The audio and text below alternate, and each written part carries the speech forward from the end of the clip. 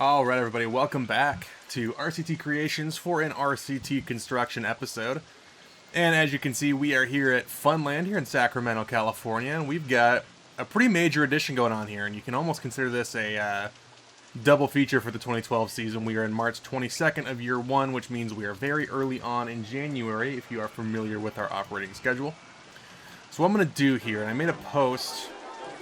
Well, what I'm going to do first is pause the game, but if you followed the post from this channel, you will know that I made a special post about Downtown Airway closing just because it had ended up with over 7 million riders, almost 7.5 million riders, and that's just pretty incredible in itself. And there was someone that asked if we were going to do an RCT deconstruction episode for that, and we're kind of going to, but kind of not, being that we're going to tie these two in together. To add to that, another ride that has met its end is Cliffhanger, the Roundup ride, the Hubrits, I think that's how you pronounce it, Roundup, over here on this side. So two park originals that unfortunately we do have to say goodbye to for this new edition, but is going to be okay because the edition we are getting is going to be pretty cool. So I think what we're going to do, we're going to end up using this area here at the front of the park up to Pharaoh's Curse, and then we're going to go over here to this pond area, and we are going to end up trailing up here as well. So we've got a little bit of a modified T shape, I guess is kind of what you'd say, like a lowercase t. We're going to use this straight line and then this over here as well for this new edition. And if you're going to take up that much space, we're probably going to end up building a coaster, and that is exactly what we're going to end up doing. But to start off, what we're going to do, we've already boarded up the entrance to Downtown Airway on this side, and we've put up construction walls over the station over on this side as well. But what we're going to do next is actually start ripping out the station. So we're going to go ahead and take this out right here. And I don't know if we'll do the entire thing on this edition here, but we're going to do portions of it. So let's get this boarded up. I'm just going to end up, actually, what we'll just use is these wall pieces. So we'll get this closed off. But what we're going to do is start our focus in the area that the new ride is going to end up taking up, which is right over here in Aquatica. And we'll kind of do the Magic Mountain thing. What they did with Metro is they left portions of it standing for actually a really long time. But anything as of right now that the monorail does not get in the way of will probably remain standing for the time being. Let's go ahead and get rid of this area. And then, as I mentioned, this whole corner right here will end up not being reused. And in fact, the station up here will end up being demoed as well. So let's go ahead and get rid of all this. And we'll just kind of get rid of the catwalk for the brakes up here. And actually, I think I'm going to want to use the tile inspector over this because we had a couple of other... I ended up using a block brake here. I just want to make sure it's not staying there because sometimes when you use the tile inspector, things can get a little iffy. But we'll go ahead and get rid of this. And anything guest facing, I don't really want the end of the track to be somewhere where guests can see it, which unfortunately is going to be from pretty much everywhere. So we'll stop there for now. And eventually we'll get rid of the rest of Downtown Airway, probably at the end of the completion of this new ride. But also what we're going to end up doing is clearing out a lot of the foliage in the area, and a lot of these trees are going to end up having to go as well. But we'll keep a couple of them. And then those can end up staying there. Well, actually, I think for now what we'll do is we'll put in like a barrier fence. Just so it looks like there's construction walls in the way of what we are doing. There you go. So let's stick with that for now. The bridge remains intact, but as I mentioned before, we have a lot of area here to go off of. And per typical, I do have the design completed in a separate iteration of the game, so I am basing it off of a design that is already completed. But we're going to clear out a lot of this foliage here for this new attraction. And I gotta be careful because I don't want to get rid of all this fence, but these trees are currently in the way. So it's gonna look a little open, to say the least. Tree, there we go, we got it. I'll put that fence back just so we have something there. And it also means on this side, we have some foliage we need to get rid of. And in fact, we have quite a bit of mine theming that we need to get rid of. These barrels can stay, but this mine theming for Terra Aqua River will also, unfortunately, need to go bye-bye for this edition. I don't think all of it does, but some of it definitely does. So we'll leave a few barrels in place on this side. Because not all of them need to go bye-bye, but quite a few do. Actually, you know what? I think just for consistency, we'll get rid of them all. There we go. So we've gotten rid of that, and let's get these trees out of here as well, because we do have... Go on here. This house can stay, but we'll get rid of these trees right here. Not all of them need to go. Just the ones kind of in this area. We'll get rid of that. Then also what we'll do is we'll say goodbye to Cliffhanger. How many riders? Over 5 million riders for Cliffhanger over 41 years of operation, but unfortunately, we have to say goodbye to Cliffhanger as well. So Cliffhanger gets fully demolished. I thought about potentially relocating it to another Fun Court Park. Royalty Cove is kind of short. And I mean, by kind of, I mean very short on attractions. But, you know, for the most part, I mean, you get a ride from the 70s like that. It's time for that one to be retired, unfortunately. And whatever parts we have can go to Joyland because theirs is still operating for the time being. Okay. So there we go. We got some trees cleared out there. We have some trees here along the shore that also need to be cleared. I'm going to try to leave some of these scenery pieces in place because I don't want to get rid of everything in front of Terra Aqua here, because part of that ride is the theming. So I don't want to get rid of everything, but we do have some... We have a pretty big plot of land we're going to end up using for this new ride. Including these trees. This stuff can go bye-bye, because that whole station is going to end up going bye-bye here shortly. And we'll do these trees here as well. Those ones down there should be alright, for the most part. We'll leave that piece of theming there, and we can always add some shrubbery back in if we need to. Let's go ahead and flatten this out. Perfect. So now we'll go ahead and jump into demolition of the station building here. And these pathways. And let's go ahead and get this leveled. And we have a clean area here to get kicked off with.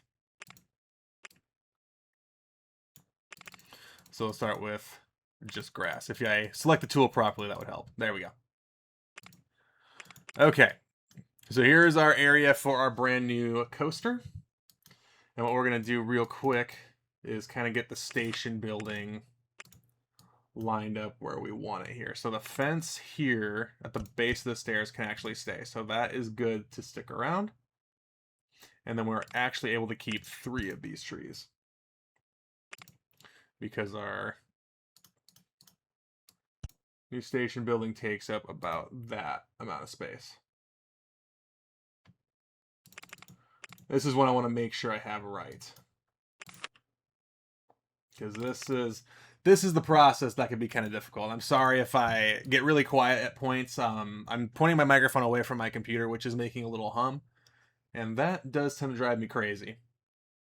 So we got to go 5, just like that, and then we can go 3 out, and it's going to take lifting this up here. As far as length of the station, 1, 2, 3, 6, 7, 8, 9, 10. So the station itself is 10 in length. 9 and 10, just like that. That is perfect. And then we end up lining this up a little bit as well.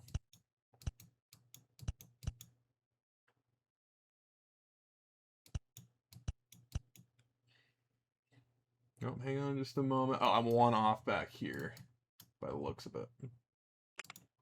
Oh, I see what I did. So this doesn't come all the way up. Okay, we're good. I know what I did. I know what I have done wrong to get this off. Perfect, just like that. And that's still 3. That's still 5. Then our station building comes out like that. Then 1, 2, 3, 4, 5, 6, 7, 8, 9, 10. Perfect, just like that. And the rest of the station building goes out 1 less than the transfer. 4, 5, just like that. And then we are all good. And then from here, 1, 2, 3, 4, 5, and 6. 6, and then out. And then the edge of the transfer is pretty long. It looks like it is 9 in length. At least in theory. So the transfer tracks, and then 4, and that is perfect. So that's what our station will look like. We'll have our entrances to the building right there for our queues. So I'm going to put up a wall just in the meantime to kind of block that up. And we'll get our base color in play here. So we're going with an ice blue style color scheme here for the base of the station, which I think looks pretty darn good. And then, oh, excuse me, our entrance is right there. I mistakenly put it one too far. We have that there. And we'll go 2 more, and then the rest is pretty heavily landscape. But what we can do with that is now we can use the walls to divide the queues off from one another, just like that. Now you may be wondering why we have 2 entrances here, and these are not for the exit path. So something that was introduced in the 2011 season that I'll go more in detail on is the fun pass. So the fun pass is exactly what a lot of people really don't like, and that is a skip the line system. When we get to the decade breakdown for the 2010s, I'll go way more in depth on it, but it started in 2011, but heading into 2012, we need a star attraction to kind of hit home that, so that is what this is going to be. I'm doing way more station work than I probably should for the live com portion, but at the same time, I think there's value in what we're doing here. So we'll get our wall up along the outside here, and this will go all the way around, past the transfer, and then on the back, entrance to the station, it all looks pretty darn good here. Okay.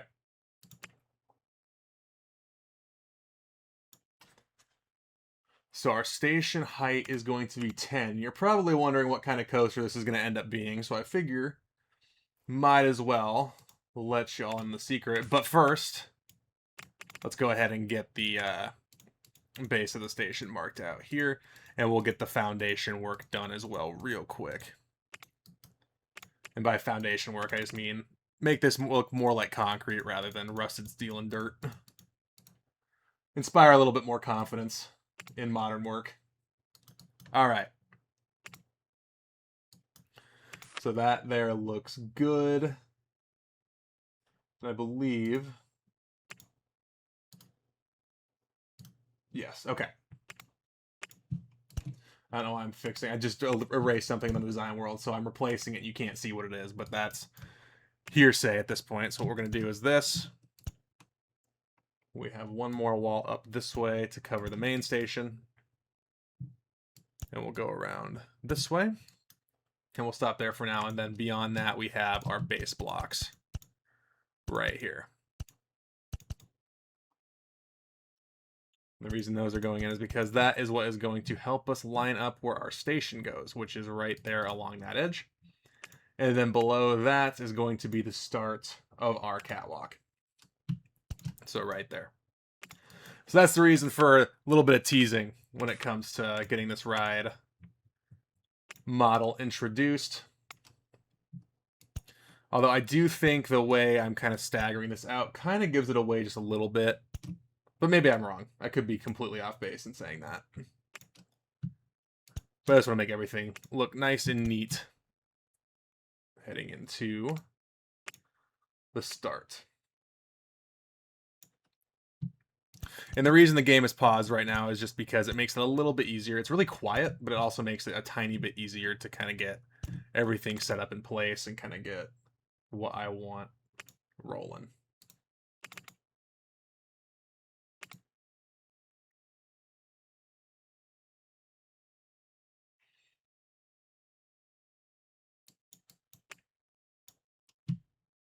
Get one more roof piece there. I don't want to cover it up completely because, again, I do have to get the queue line inside done before I wrap up here. I'm going to do a little bit of steel lattice work with that ice blue just to kind of give it a little bit of texture, but we will roll with that. And actually, I don't even need to go here because we're going to have some landscaping done there. And then we will do our fun pass queue right there. So there's a start of our station building, but let's go ahead and jump into the ride model. This is going to be a B&M inverted roller coaster, so the first one in the chain since we did the Kingman, a Batman clone, way back when. I feel I'm definitely off here because this should just sit right on top of that base block real nice.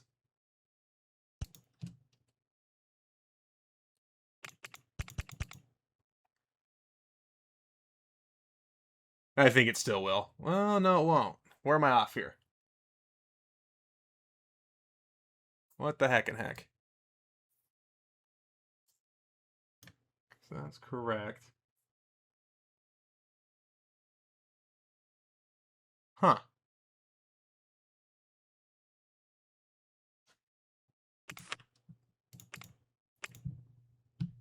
That's interesting.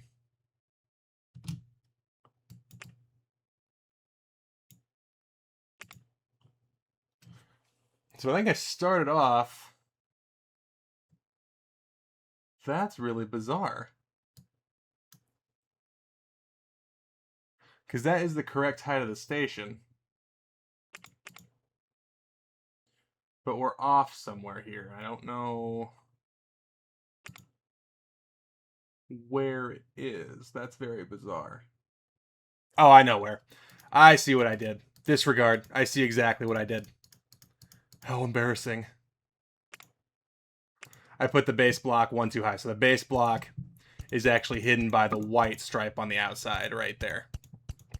I figured it out, guys. My apologies. Either way, the station is in the correct place, so don't worry. Don't fret about that. So we are good there. It did feel a little bit off, so it was a little awkward, but at the end of the day, we got it figured out. We're good. Okay. So we'll get that fixed back up just like that. And no harm, no foul. We are back in play right here. So that is going to be our entrance, and it's actually, I believe that's the Great Bear color scheme, if I'm not mistaken. So we'll go ahead and get some of our queue line done. I just want to get this wrapped up just so it's in place.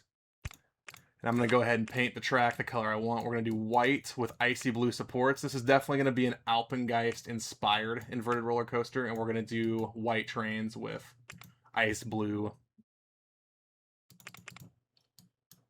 restraints.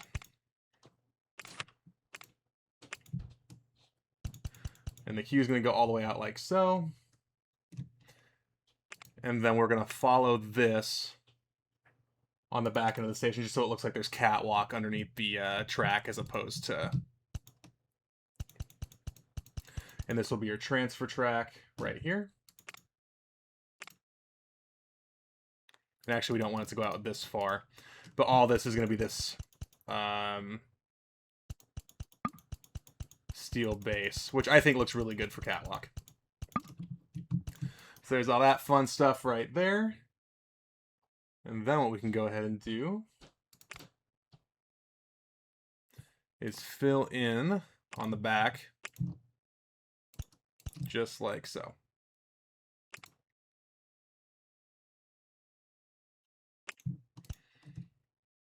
So this is all accurate.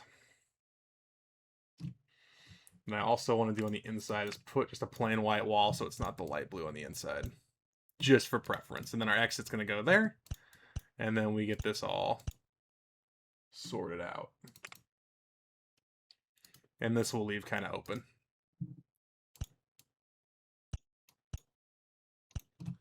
And just for full clarity, I did not complete the station in the design, so we do have some uniqueness going on here, being that we still have a station design. Let's go ahead and have our queue line drop back down here to ground level. We will go ahead and use the cutaway view. That is not what I meant to press. That is definitely not what I meant to press. Let's get rid of those. And we'll do that, and we will use the cutaway view. What we'll do is select our station, and if you haven't used the cutaway view, it is one of the best things that OpenRCT2 has introduced. It allows you to select the base height so you can see within. I will tell you, it's so good for detail work. It's not even funny. For the base of our stairs here, we're going to go out because you typically have a lot of electronics underneath your queue line here. And with the fun pass, what we're going to end up having it do... Oops, excuse me. We're not quite done here. We have a little bit more queue on the inside. Kind of go wrap around like so. And then we will have our fun pass queue go on the inside and then merged right there. And then what we'll do right now is just get the QTVs placed on the inside. You don't have to. And then what I do for these fun pass merges is we will take our queue line and then you can connect it to a junction just like that. And then I'll erase the QTVs that are in that spot right there. I mean, there's still fence there, but it does look like there is a merge there.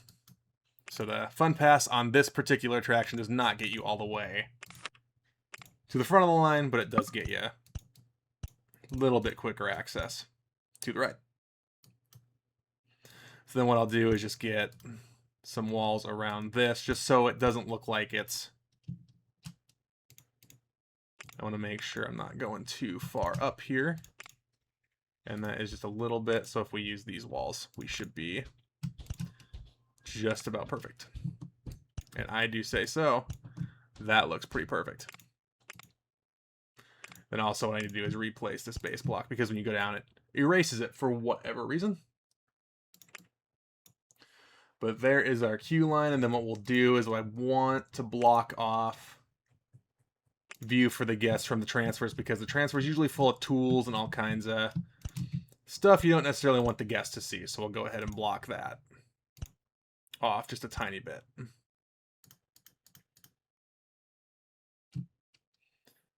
And that should just about wrap up our queue line. Or at least the inside station portion of queue line is wrapped.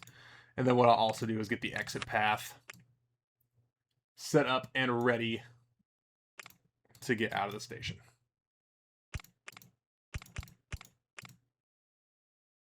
And it's going to erase that base block in that wall just for whatever reason. The clearances don't like it, but you can just place them right back, which I always have found to be interesting with this particular game.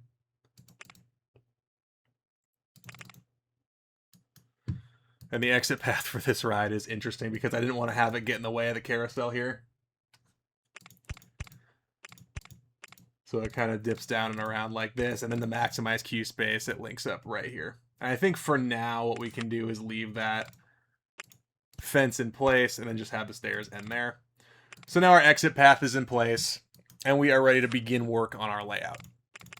So the rest of the station should be done in the fitting out process, unless I decide not to, I decide to do more, which I have been known to do. Regardless, let's go ahead and get kicked off the standard way I would start a B&M, which is going to be with that chain lift piece at the base. We're going to disable that. And again, the reason I do this is just it makes it look like the drive tires are speeding the train up to the appropriate speed to ease tension on the chain lift. And then from here, we are going to go up to 135 feet. So this is pretty tall for an invert.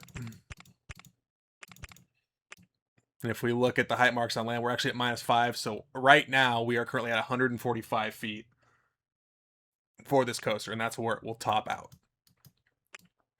At that 145. And I want to leave height marks on ride tracks on.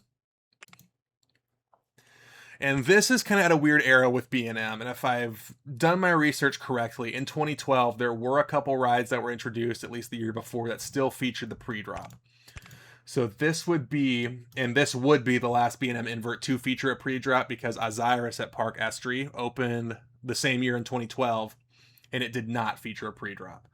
But my reasoning for including it is just, let's say this is an earlier design. Maybe they had the option between this coaster and Kingman's Grave, and they picked Kingman's Grave to construct first, but they also had the layout for this coaster as well.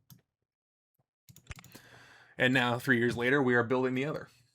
So we're going to do a curving drop, and the curving drops are always a little bit difficult in this game. However, again, shout out to the OpenRCT2 devs and anyone who contributes, because you guys are awesome in adding sprites to this game and just making creations that much easier. Because in the past, we would have had to do a very funky, and I kind of did it on the Kingman as well, we'd have to do a funky curve drop like that, which just doesn't look great. However, what we can do now, we'll put one space in there to make it look a little smooth, but now we have these diagonal turns as well. Then we'll do one there at that angle, and now we are in pretty darn good shape to continue straight down here. And I think to ease it a little bit, I'm going to have make it look like the bank eases a little bit. It does not. We're doing it on the one piece, but just give it a little more length. And we're going to drop down to 10 feet here. So this is going to be really high above ground level, but there is a reason for that. I think you get a little bit of a thrill factor valleying so high up in the air.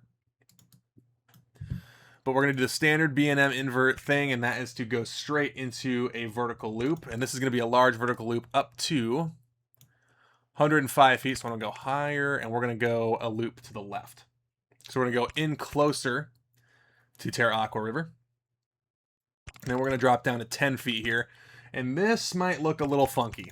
And I recognize that, but it is what it is. And actually, I think I might end up having to get rid of these here, but maybe not. I don't know yet. These ones can stay. I don't know about these ones. I hope I can keep them, but I'm not sure. I don't think I'm going to be able to, so I'm going to get rid of those now. And now what we're going to do, we're going to go into the 0G roll, which is 70 feet. So there's two options for 0G rolls with inverts now. You can do the large 0G roll, which looks like that, which doesn't look horrible. However, typically you don't see B&M inverts go into these 0G rolls at super steep angles.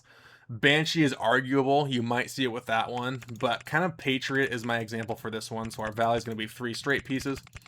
Now I'm going to do a kind of clunky looking straight section here to get to our 0G roll right here.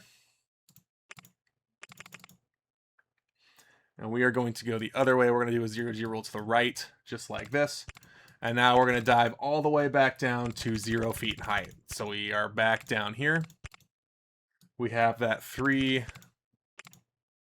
valley. I want to make sure I have that correct, because sometimes I play with the valleys on these coasters. Yes, it is 3 pieces. So we have a 3-piece valley, and we're going to whip up into a cobra roll at 85 feet. So again, we're going to use the large half loop here, and we're going to use another couple new track pieces, and that is the large half corkscrew. Again, using a little bit of Alpengeist for inspiration here with the large cobra roll here. I mean, this coaster is not nearly as big, but we are using a little bit of inspiration there. After the cobra roll, we're going back down to 0 feet. We're going to have 1 straight piece here. We're going to bank to our right. And the clearance on this is pretty tight. So we're going to go underneath here. We're going to level out. And now we're going to go a little bit crazy with it. This is something that would be, I believe, unique to this coaster, and correct me if I'm wrong, but halfway through the layout, we're going to go ahead and do our dive loop. So we're going up to 65 feet, and another new track piece that's been introduced is going to be our medium half loop. We're going to do a medium half loop to the right, if I'm not mistaken. Oh, disregard. This is not a new piece. We are using the large half loop right here in this particular case. There's a little bit of landscaping to be done here. I want to make sure it is done appropriately. So we're going to angle this down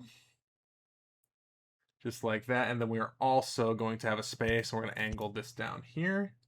And this set of tiles stays the same. No, it does not. Disregard that. My apologies, guys. So we actually want to start here. I think I might be a tile off. And I very much would like to make sure I am not, because that will throw off the layout here. So we should be the 3rd tile in.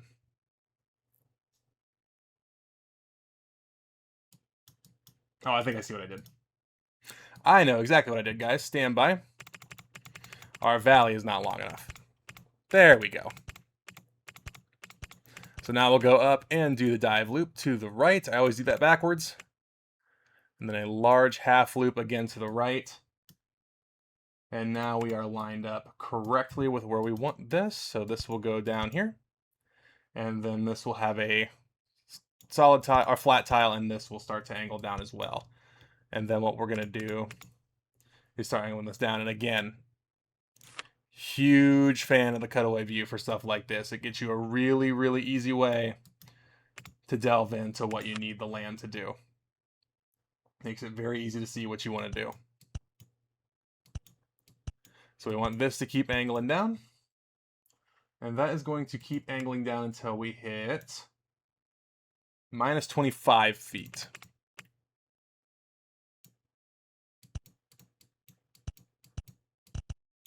And as you can see, our piece is ready to be placed now. And that will go all the way down, I believe, until the end here, because we do have to angle it back up at some point. And the space next to it is actually going to have another flat tile, and it's going to start to angle like this. Or, whoops, wrong way. We want it to angle in like so. And then that will follow like so until it hits minus 20 feet. Like that. And that will be level. And I believe the reason it's doing that is because we do have a little pond here, but this pond is going to go bye-bye for this coaster.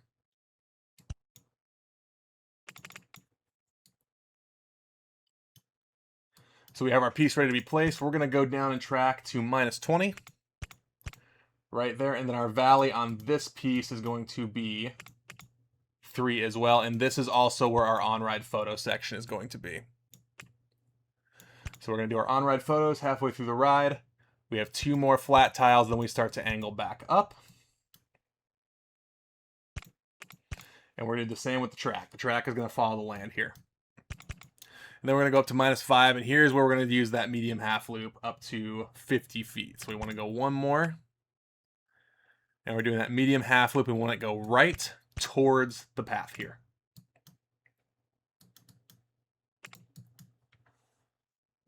And then we're going to drop back down to 10. And now we get a little more creative with it. So we've done nothing but inversions up to this point, which I don't think is horribly off-kilter for a B&M Invert. So we'll do 2 in that valley. It's because we're starting to lose a little bit of speed. The valleys don't have to be quite as large anymore. We're going to go up to 10, and then on that 10th, we are going to do an upwards helix. And then we're going to dive back down here. And we're going to use more of those new track pieces. I'm so happy that these track pieces were introduced as I was moving into the making of this ride, because they fit so well. So then what we're going to do, we're going to level out, do a little bit. I can't even really call it an airtime hill because the train doesn't travel fast enough at this point to get through it at a horribly high speed. But what we're going to do now is angle down to 5 feet, to 0 feet. So we want to be at 0 feet right here. And here's another part of the reason I paused the game, and we've been paused for so long, because this path needs to be modified. So what we're going to do is push this path back, because the track is going to get very, very close to this location. It also gives us a little bit of an opportunity to do a little bit of landscaping here. So we'll line that up, and we can get rid of that. And then along this pathway right here, we are actually going to have the mesh fence as kind of a restricted area. In a restricted area style. I put those on the outside. I want them to be on the inside, like so. That way they feel more connected to the ride rather than the path.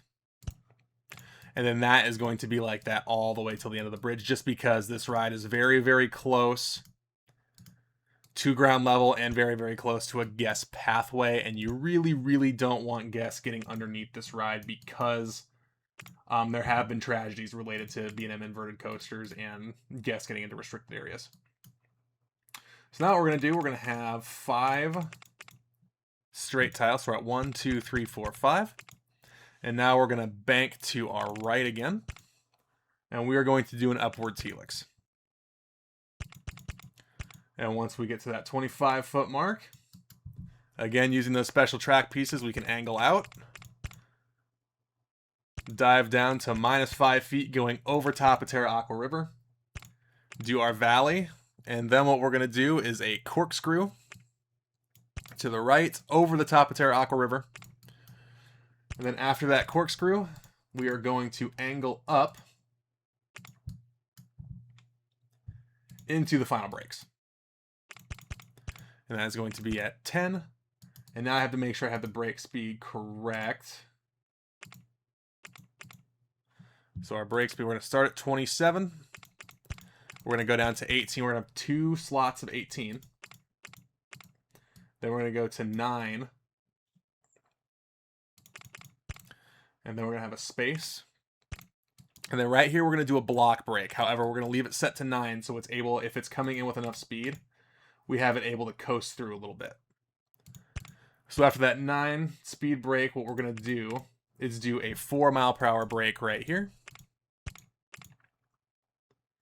Do another space. Then what we're going to do here is a booster to keep the train moving at about 5 miles an hour. So it makes it just a tiny bit faster. And then we're going to do another block brake right there. So that sets us up heading into the transfer track at a reasonable speed. And we are off in here.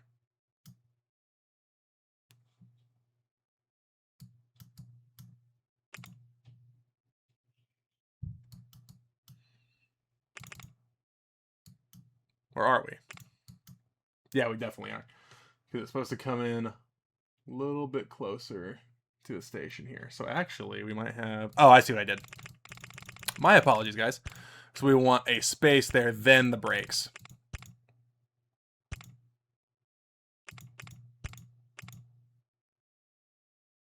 My apologies.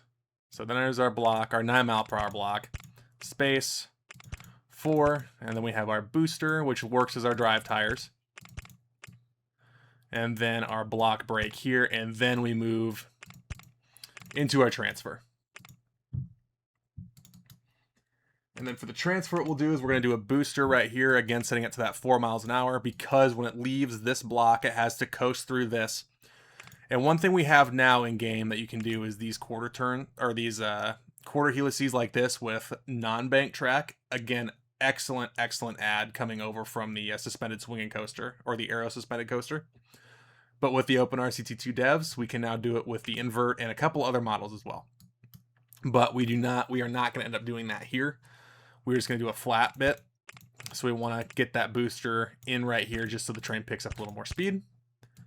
We're going to do our final block brake right here. And that will complete our layout. So there is our ride layout.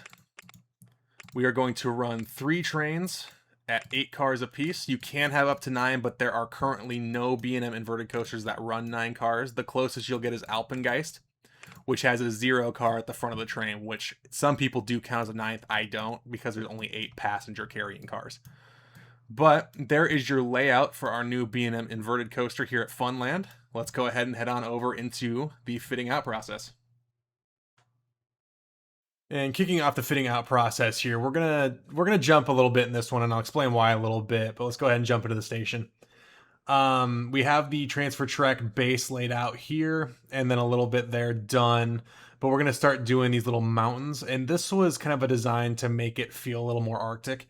With Yeti Trail, we're in kind of a weird spot where this ride has a theme, more of an Arctic theme, but there's no place within the park that also has an Arctic theme, right? So we're trying to kind of make it work with the amount of land that we have available, which it was kind of a unique challenge with this ride that I didn't really go into in the live com in terms of theme, but I thought it ended up working out pretty well, all things considered.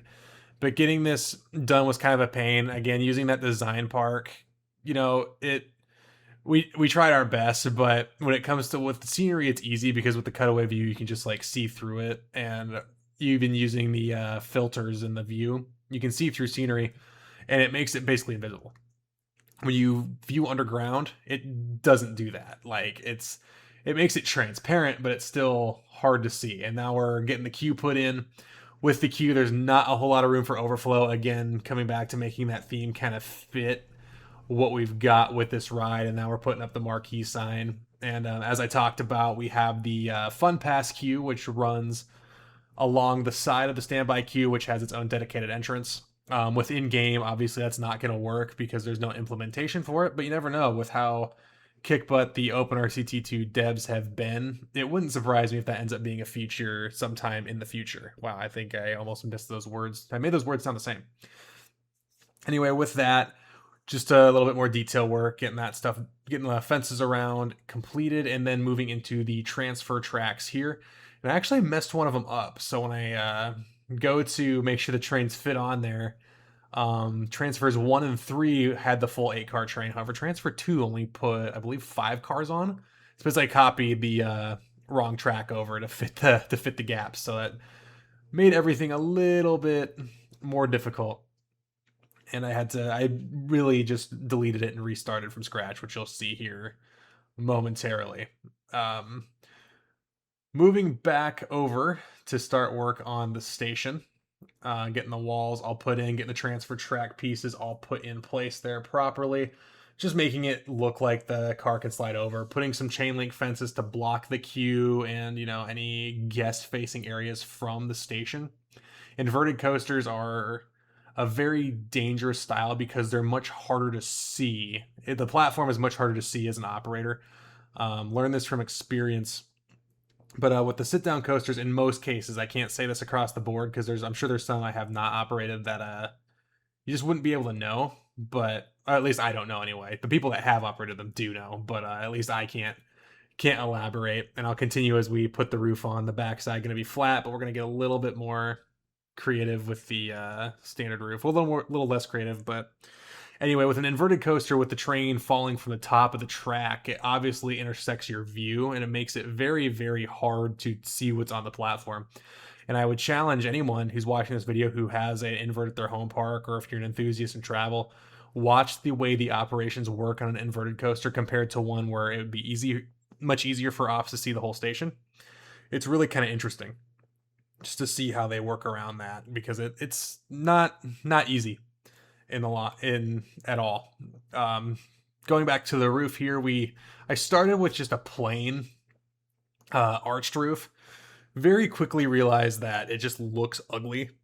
And given the station building does look ugly, especially from the isometric view, but that's why that mountain is there in the first place. It makes it a little bit more digestible from the guest perspective because that mountain blocks the box view of the station from the spot where it would be the closest to the guests, excuse me. But the transfer side, that is going to be what it is. We need to be able to get in there and get the trains in and out. And then from the other side of the Terra Aqua River, which is a pretty large distance from the next nearest pass. So not the end of the world. You might be able to see it from the bridge, but I think having the track go around the bridge makes that a little bit more digestible. I started to go in and place some restricted area fences in. There's really only one spot on this coaster where I think a restricted area fence ended up being necessary, and that was at the bottom of the dive loop, because that's really the only spot this coaster gets horribly close to the ground where it would even be close to hitting something that's not over top of water. The Cobra Roll gets pretty low to the ground, but again, that's over water, so it'd be hard pressed to find a guest swimming in the water that would get hit by the ride. But you never know. There's always new stories coming out of this industry, so you just never know. Going back, we did a little bit of modification to the station for this ride just to kind of make it look a little bit more dynamic. And here you can see me going back and redoing the transfer track. But I didn't like just the plain station with the roof the way it was, so I just added a little bit more depth to it, just raise the center of it up so you can see in, maybe get some sunlight in there to make it look a little prettier. But with that all being done, now there's some things you're going to see on here that look a little different, and we'll again get back into that in a little bit. But we're going to put a little bit of a roof over top of the original bridge from when the park first opened, just so that if the coaster goes over, someone loses a shoe, loses something, it's not necessarily going to go straight down and hit them as they walk across that bridge, because I believe that's the only spot the coaster actually crosses paths. Thinking back, I don't have the world open, but I believe that's the only spot where it actually crosses over path. Going back to a couple minor support corrections, and as we get close to the end of the live com portion, I'd say the end of the, not the live com portion, the time lapse portion here, where the ride is mostly complete. I think I'm going to switch up the way I do these videos, especially with as we get these bigger coasters. Real quick, just to interject, just putting a little bit of more theming in there for Terraco River, because we took a lot of it out for this ride. Just putting in some final details on the station interior and some of the exterior, putting the QTVs in, making sure everything looks like it can connect fairly well. Anyway, back to what I was saying. With these builds, as these coasters get bigger and more complex, and as I've mentioned before, and I mentioned it in the Trailblazer build, with the older coasters, it was very easy to use just the vanilla supports that the game gave you. But with the modern B&M Intamin coasters, it's going to be harder and harder to use those. I mean, if you look at the old school arrows, you'll see some corkscrews that have like pin-needle thick supports below the track. But with these B&M coasters, I mean, the support structure gets a lot more complex. So you'll see it cut. You've seen it cut. And now we're putting in the footers, marking where the footers go. So I think the style of what I'm going to do, and I kind of came to this realization as I was doing this build. The realization I've come to is that I think what I'll do from now on is I'll do a minimal amount of the custom support work during the actual live com portion, even maybe part of the station portion, which I just did. But we're going to cap the video off with the custom support work. And the reason I want to do that is I've spent a lot of time talking during this time-lapse portion. I mean, look, we're at about 47 minutes into this RCT construction. But it's going to go, if you look at the length, it's going to be well over almost 2 hours long. And that is sped up to 1,000%. The live com portion is only about 36 minutes long, and we are building ourselves up to this custom support work. And so I think what I'm going to do is just kind of end the time-lapse commentary around this point for future RCT construction videos. And then we'll just kind of maybe put some background music over the custom support build, just in case you maybe want to pause or maybe slow the video down from the speed up, just to kind of see how it's done. Because it's an interesting process. It takes a long time, but the final result looks fantastic. And this is something I used to be vehemently against. I just thought the in-game supports looked fine, but zooming out, as you saw me do at the end of the station build, and just looking at this coaster from overhead, it looks incredible. Now, I'm sure there's some things about the support structure that aren't quite right in terms of realism, but for the most part, I think I did a fairly decent job. Let me know in the comments what you think, but I think this coaster looks phenomenal from where it is. I love the layout of this ride. The support structure looks phenomenal. The station looks all right. I like the queue for it with the kind of mountain icy style, but this coaster looks incredible, and I'm very, very happy to get to share this with you. And one more thing I will mention, because it happened in between, I moved again, so it happened in between moves, but we have officially hit 1,000 subscribers on the RCT Creations YouTube channel. So I think I'll drop a post about that probably before this video comes out, but I want to take the time to say in this build, and I know we're 49 minutes in, so if you've made it this far, I love to say thank you guys very, very much for that, but I'm going to up it this time and just say, hey, if you've made it this far, if you've followed the Fun Corp series, if you've followed this channel, the first video I uploaded was the Bronwyn Fate of Twins in such a weird aspect ratio because I wanted the view to take up the full screen. And it's still up on my channel, but thank you guys very, very much. I really appreciate it. This means a lot. And again, to say I get to share one of my favorite pastimes that takes place in one of my favorite industries with viewers who actually watch my content and think and enjoy it. It really, really means a lot, and it makes you think about making an impact on something you love and with people that watch this. So I just want to say thank you very, very much if you are subscribed. If you've made it this far in this video, I really, really do appreciate it. I mean, 1,000 subscribers is pretty incredible for, a channel that I made just to have fun and share a Ruby themed amusement park roller coaster. But it turned into something pretty incredible, and I'm very, very proud of where this channel has come. But that is going to do it for the commentary portion of this video. We'll go ahead and throw on some music, and then we will continue with the supports build. But as always, thank you very much for tuning in, and I will see you all in the next one.